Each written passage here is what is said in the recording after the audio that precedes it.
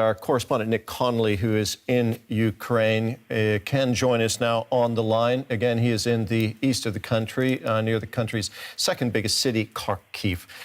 Nick, what can you tell us? What's the latest from Ukraine? I'm here in a small town in the Kharkiv region, about 150 kilometers away from Kramatorsk, which is the administrative capital of Ukrainian-held Donbass city. That's also come in for a lot of attacks seemingly today, explosions reported there. Kharkiv, as you mentioned, Ukraine's second biggest city, which is only 50 kilometers away from the Russian border, about 100 kilometers to the north of where I am now. Definitely a sense that the initial dazed kind of wonderment of most people. When I got off the train this morning, most people were just kind of staring at their phones and couldn't quite believe what was happening, has now shifted, and people are getting worried. There was a big queue of people in front of the bank trying to withdraw cash from the ATM. Just heard that ATM is now empty. All the cash has been withdrawn. People trying to get fuel in case they need to leave. Big queues at the petrol stations for that. We've seen people in uniform from various kinds of emergency services stocking up on water and other supplies and telling us that they're heading east towards Donbass. They've been called up. Police with machine guns looking quite nervous. Locals have told they heard big explosions while it was still dark. They assume that comes from Ukrainian military airfields under attack close towards the Russian border. I've heard a distant thud, which seemingly is from artillery at quite a distance, and definitely heard what sounds like jet aircraft in the sky. Couldn't see them but could hear them. They definitely sound very different to civilian planes. So people just very, very worried and not really clear what they should be doing. Most people will tell you they don't have anywhere to go. It's not as if they have a plan B or somewhere else they can go, and are also asking themselves when they're going to hear more from the government. People here criticising the fact that they're not getting clear instructions from Kyiv yet. But on the other hand, people here are used to war. So that conflict in eastern Ukraine has been going on for 8 years. So it's not their first experience of war, albeit now on a totally different scale with those reports of Russian troops coming from Belarus, from the south, from Black Sea. So an intervention on a totally different scale, but still a war, a situation that people here in Ukraine are familiar with and have experienced for the past 8 years. Nick, you said that people that you are seeing there in that region are being called up to go to Donbass, presumably to defend Ukraine. Can we expect the Ukrainian military and reservists now to launch a counterattack or resistance to provide armed resistance to the attack from Russia? These were people in uniform. These were people from kind of emergency services, kind of fire brigades, that kind of thing, who were being called up. So it wasn't like these were civilians yet. But I think it's important to remember that there are up to 500,000 people here in Ukraine who have served in that war in Donbass over the last 8 years. There's a very, very big number of people who have extensive military experience for whom being called up and who would not be something unexpected or totally unfamiliar, who bring with them skills and experience. I think no one really here thinks that Ukraine is going to try and fight a kind of traditional war against Russia's much superior technical abilities in those missile attacks on Ukrainian installations. The aviation that Russia has, that's not something Ukraine can compete with. But lots of people are saying that they are willing to fight this out. It's going to be more a kind of guerrilla kind of resistance campaign. I think it's far too early to kind of give too much thought to that for now. But definitely, people here are aware of the need to try and not fight Russia on its own terms, because Ukraine, given its weaker technical resources, obviously set up to fail in that kind of scenario. But for now, no sense of total kind of collapse or panic, but more just of dread. I think over the last few months we had those pretty alarmist headlines coming out of Washington, coming out of London, and for the longest time people here in Ukraine didn't really want to believe it. I think people just thought this was bluff, this was brinkmanship. They didn't actually think Vladimir Putin would go through with it, or at least they thought that at worst there would be an escalation in the east, in Donbass, but they didn't think there would be a full-scale invasion along all of Ukraine's borders as we've seen now happening today. So that's definitely more and a more threatening scenario than people had prepared for, but people for now are still functioning, still trying to help each other. I've seen people trying to organise petrol for their neighbours to help them get out, helping people with generators, distributing supplies. So for now, at least in this small town where I am, not all out panic. Nick, thanks so much for now. That was our correspondent, Nick Connolly, there reporting from northeastern Ukraine, outside of the cities of the country's largest city, Kyiv. Well, let's cross over to Washington now. Our correspondent there is Stefan Simons. He's standing by. Stefan, President Biden has said the world will hold Russia accountable for this attack. He's expected to address the nation on Thursday. How can we expect the U.S. to react? Yeah, he's going to address Americans tomorrow at noon local time here. And what he is expected to do and to deliver there is he will announce more and more severe sanctions against Russia. And that means in two areas. That is the financial markets, the access for Russia to international financial markets. The United States, allies and partners will do their utmost probably to prevent all of this from happening, to really isolate Russia financially and economically, financially as best as possible.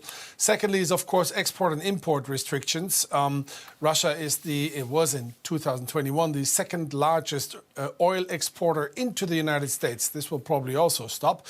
And with that, there's where we're leaving the international stage and go a little bit into internal policies here in politics.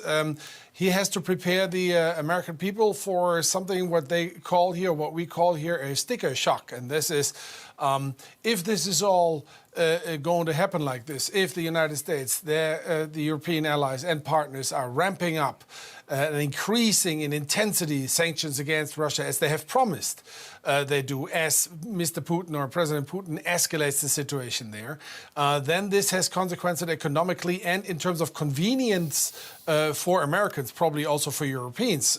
Gas prices will rise, etc., and some other inconveniences. So this is going to be expected tomorrow. But of course, the focus of the American policymakers here and the Biden administration is to make sure everybody understands that America, its allies and partners, stands with Ukraine. And standing with Ukraine means clearly no boots on the ground, no troops in the Ukraine, but economic, stark and severe economic sanctions against Russia. Well, the UN Security Council has convened for an emergency meeting. That was a few hours ago, just before the reports of the invasion. UN Secretary General Antonio Guterres addressed President Putin directly. Let's hear what he had to say. So, if indeed an operation is being prepared, I have only one thing to say from the bottom of my heart. President Putin, stop your troops from attacking the Ukraine. Give peace a chance. Too many people have already died. The UN Secretary General Antonio Guterres there. Well, Stefan, in Washington, Ukraine has urged the UN to do whatever it can to stop the war. Can the UN do anything to stop this war, Stefan? No.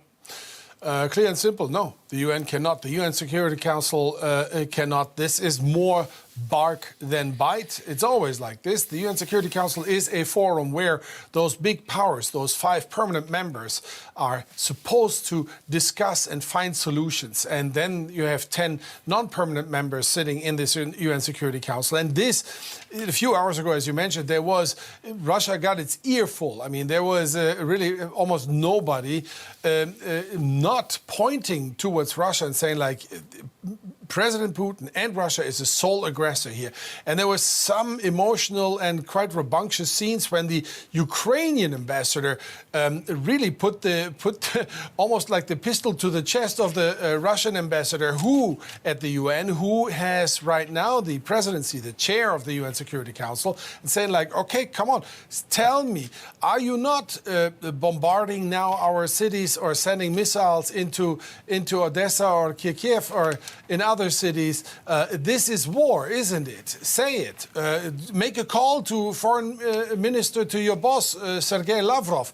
Of course, the Russian ambassador to the UN did not engage in any of this. He didn't call his boss, Foreign Minister Lavrov. And of course, he said, well, this is just a special military operation, not a war. However, just hours later, it looks a little bit different than just a special military operation. Okay, now the timing of Vladimir Putin's address was significant. It happened, and this I'm sure was not a coincidence, it happened at the same time that this UN Security Council meeting was taking place. What do you make of that?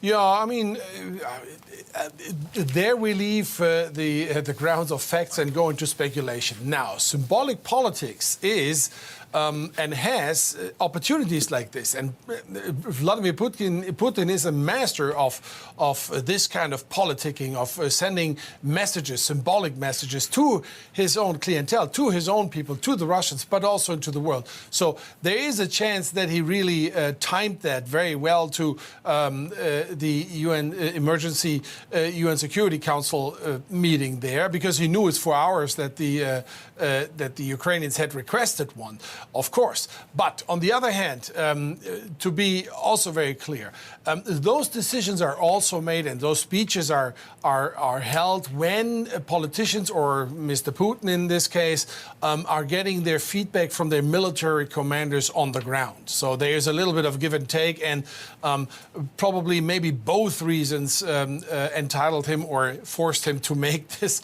speech at the time. However, towards the speech, one thing I want to mention.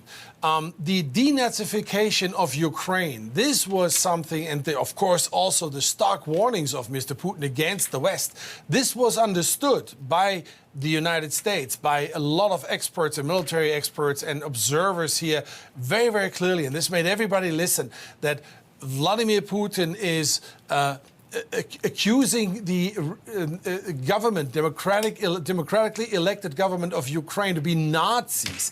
I mean, the president of Ukraine is actually Jewish.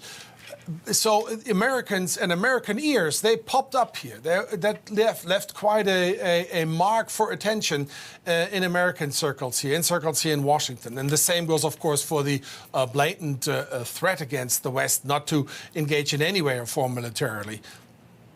Stefan, thank you very much for now. Stefan Zima is our correspondent there in Washington. You are watching DW News from Berlin. This is a special edition focusing on the Russian attack that is taking place right now on Ukraine. It appears to be a full-scale attack. Russia has launched what it calls a military operation in Ukraine. It appears to be the start of a new war in Europe. U.S. President Joe Biden has condemned what he called an unjustified and unprovoked attack. Here in Germany, Chancellor Olaf Scholz said it was a terrible day for Ukraine and a dark day for Europe. President Vladimir Putin announced the move in a surprise TV address shortly before 6 a.m. Moscow time. He warned the world that any attempt to interfere would lead to, quote, consequences you have never seen. Ukraine says that Russia has launched a full-scale invasion of the country. Ukrainian leader Vladimir Zelensky said Russia was attacking military infrastructure throughout the country and border guards. He urged citizens not to panic and said Ukraine would prevail. Explosions have been heard in several Ukrainian cities, including Kyiv and Kharkiv in the east. While Ukraine's President Volodymyr Zelensky addressed his people with an emotive speech, here's what he had to say. Dear Ukrainians, this morning President Putin announced a special military operation in the Donbas. Russia carried out strikes on our military infrastructure, on our border guards. Explosions were heard in many cities of Ukraine. We are introducing martial law throughout the state. A minute ago, I had a conversation with President Biden. The US is starting to gather international support. Today we need each of you to be calm. If possible, stay at home, please. We are working. The army is working. The entire security and defense sector of Ukraine is working. I, the National Security and Defense Council, the government will be in touch. Soon I will be in touch again. Don't panic. We are strong. We are ready for everything, and we will defeat everyone, because we are Ukraine. Glory to Ukraine. Ми готові до всього. Ми всіх переможемо, бо ми – це Україна. Слава Україні! Ukraine's President Volodymyr Zelensky there addressing his country, telling them not to panic. Thomas Sparrow, our political correspondent, is with me here in the studio. Thomas, what do you make of what we're hearing from Volodymyr Zelensky? He, of course, has been calling on Germany to provide more assistance in the lead-up to this. Where do relations stand between Germany and Ukraine now that this conflict has begun? And in fact, Zelensky and German Chancellor Olaf Scholz have just spoken on the phone. The message we heard there from the German government was that they were expressing their full solidarity towards Ukraine, something that they have already expressed in the past as well.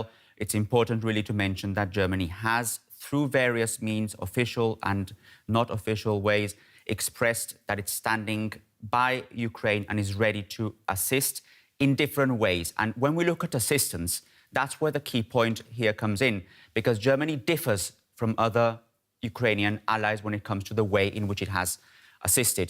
So countries within NATO, for example, have decided to send defensive weapons to Ukraine. Germany has clearly stated on various occasions that it's not in a position to do that. They did, however, send 5,000 helmets to Ukraine, or at least they announced they were going to send those 5,000 helmets, which was a direct request by Kyiv. That was already some time ago, and it was met with criticism by Ukrainian leaders, for example, the mayor in Kyiv, Vitaly Klitschko. So Germany's position there differs from the position of other NATO allies. Germany has stressed on time and time again, they will probably do so in the next few days and in the next few weeks, is that they're helping Ukraine mostly through economic ways. That Germany is one of the key economic helpers, if you will, of Ukraine in that sense, and that they're key to increase that aid. We've also heard from the Ukrainian ambassador here in Berlin with a list of what he believes Germany should be doing, and he specifically stressed the need for defensive weapons. It's very unlikely that it's going to happen, but I do expect a debate within the German political parties to see whether that could be the case. In all of this, of course, in the idea of delivering anything to the current Ukrainian government is predicated on the idea that that government will hold. Absolutely. That the attack that is taking place right now from Russia is not going to displace the government that is currently there in Ukraine, that we don't end up with some sort of Moscow-controlled government in Kyiv, which appears to be Vladimir Putin's goal. Just quickly, Thomas, many are concerned here in Germany, at least, about the gas supply now that this conflict has escalated to this point. We've already seen Germany suspend the certification of the Nord Stream 2 pipeline that was to bring gas directly from Russia to Germany. That would appear to be, as one commentator described, just a chunk of metal under the Baltic at this point. Germany relies on, I think, more than half of its gas supplies from Russia. Europe as a whole gets 40% of its gas supplies from Russia. Could we end up seeing Europe cut off from Russian gas supplies? Well, that's certainly what German leaders are trying to avoid, what European leaders are trying to avoid it. At the same time, they're trying, obviously, to diversify their energy sources. You asked about what concerns Germans have in this regard, and it's important. There was a new poll which revealed that Germans actually want those kinds of economic sanctions that we are seeing imposed on Russia, yet at the same time they would not be willing to pay higher costs for goods that come as a result of those sanctions. So there is a concern here in Germany, but also in other European capitals, in other European countries, that all this tense situation over energy in particular could lead to higher costs and could lead to economic difficulty. So that's also something that German leaders, European leaders have to keep in mind, what the impact could be here at home when they decide to engage in these different scenarios with Russia. Europe, of course, scrambling to look for alternative gas supplies at this point. Thomas Sparrow, our political correspondent, thanks for now. And let's get some more reaction to Russia's attack on Ukraine. This is Joe Biden, the U.S. president, tweeting a short time ago that Russia alone is responsible for the death and destruction that this attack will bring. And he says the United States and its allies and partners will respond in a united and decisive way. The world will hold Russia accountable, he says. The European Union's Commission President Ursula von der Leyen says we strongly condemned Russia's unjustified attack on Ukraine. In these dark hours, our thoughts are with Ukraine and the innocent women, men, and children as they face this unprovoked attack and fear for their lives, she says. We will hold the Kremlin accountable. And this from British Prime Minister Boris Johnson. I am appalled by the horrific events in Ukraine, and I have spoken to President Zelensky to discuss next steps. President Putin has chosen a path of bloodshed and destruction by launching this unprovoked attack on Ukraine. The UK and our allies will respond decisively. Well, our Brussels bureau chief